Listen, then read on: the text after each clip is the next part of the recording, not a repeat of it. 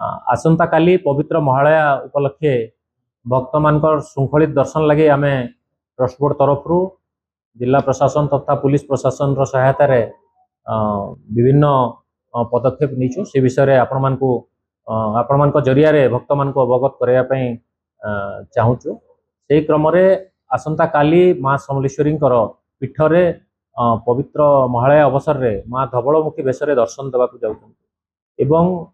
यही दिन हजार हजार संख्यार भक्त मैंने आसिक समवेष्टित होता माँ दर्शन करते।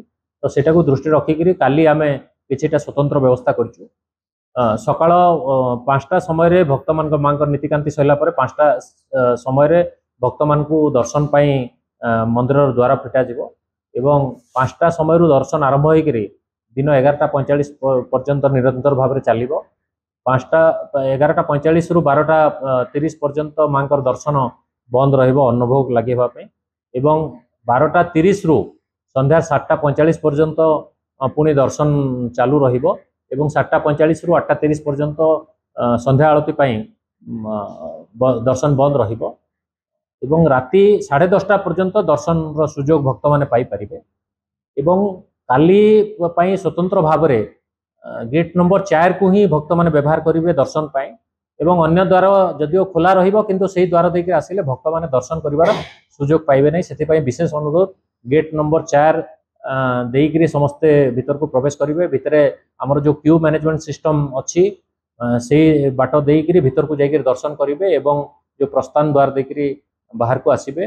जो पुराना गेट अच्छी काली संपूर्ण भाव बंद रहिबो एवं जोटा देय देइकरी जो दक्षिणा देइकरी जो दर्शन करिवार व्यवस्था मध्य करा जायछि। से गेट जो पूर्व वर्ष भली से गेट खोला रहिबो एवं भक्त माने से पटु जाइकरी मध्य स्वतंत्र दर्शन लाभ उठै परिबे। तो एटा होछि विशेष भाव में काली पई व्यवस्था एवं भक्त मानकर जो जेतु हजार हजार संख्यार भक्तंकर समागम हबार आमे आकलन करूछु। सेति पई भक्त मानक पई पीवा पानी एवं क्यू मैनेजमेंट सिस्टम जो अछि ता भितर हमर पंखार व्यवस्था अछि। भक्त मानकर पई आमे बसिबार भी किछि जगार रखीचु व्यवस्था कहीं लंबा समय धरिक धाड़ी रे छिड़ा हवा को पड़ी पारे।